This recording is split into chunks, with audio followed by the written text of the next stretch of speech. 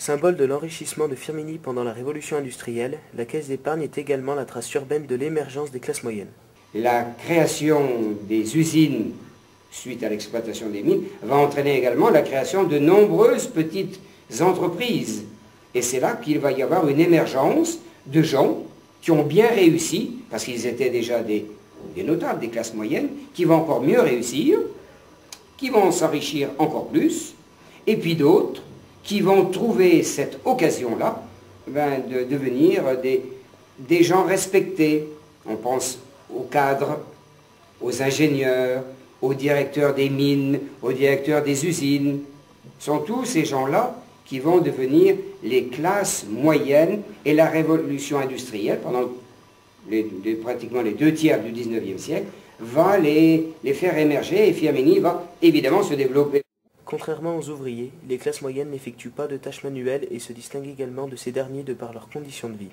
Alors, les classes moyennes avaient certainement des conditions de vie autrement plus aisées et agréables que les simples ouvriers, les mineurs, les ouvriers dans les usines, les paysans des alentours. Ils vivaient bien, ils vivaient de façon assez confortable. Alors, il faut évidemment relativiser le confort, car il faut savoir que jusqu'à la guerre de 14, il n'y avait pratiquement pas d'eau courante dans les maisons à Firminy.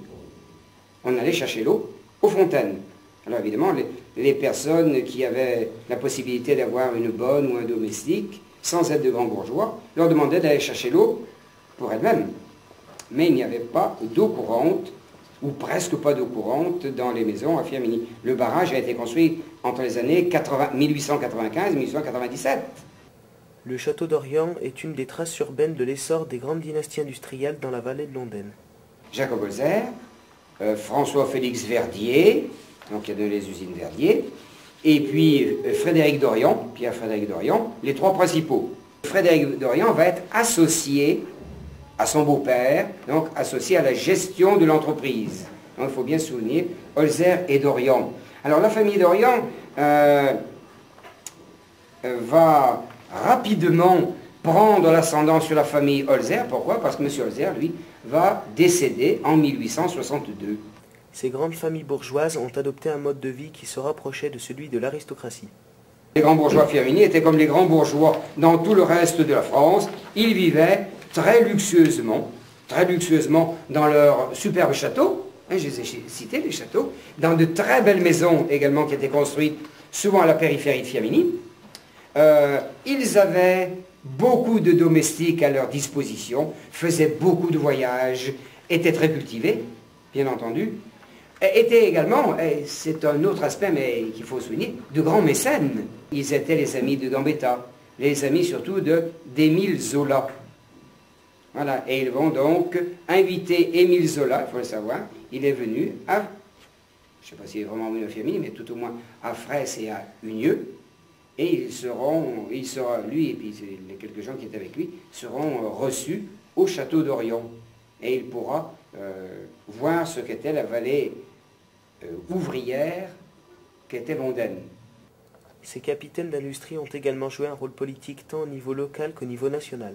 Si on commence par M. Verdier, il a été maire de Firminy, donc au plan purement municipal, il a eu une importance très grande à l'époque où la révolution industrielle va, disons, prendre le plus d'ampleur.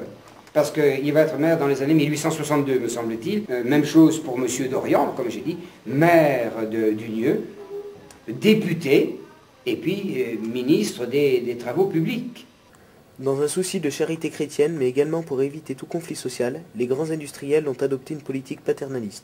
Quand on travaillait dans une usine, on avait des avantages. Et le grand patron jouait un peu le rôle de père, le père de famille qui aide ses ouvriers, qui aide les enfants, qui aide les femmes pour l'instruction, parce qu'il y avait très peu d'écoles. Mais il y avait des écoles propres à l'entreprise.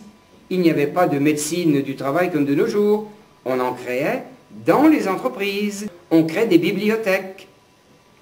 On crée des dispensaires, donc pour soigner les gens, des ouvroirs. Les ouvroirs, c'était là où surtout les filles venaient pour apprendre un petit peu le métier de couturière, le métier, disons, de future mère de famille. Ça n'existait que dans les entreprises.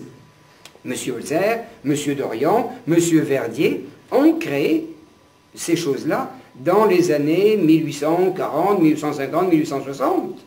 Le développement industriel de Firminy n'a donc pas uniquement donné naissance au monde ouvrier, il a complexifié les composantes sociales en favorisant également l'essor des classes moyennes et de la grande bourgeoisie.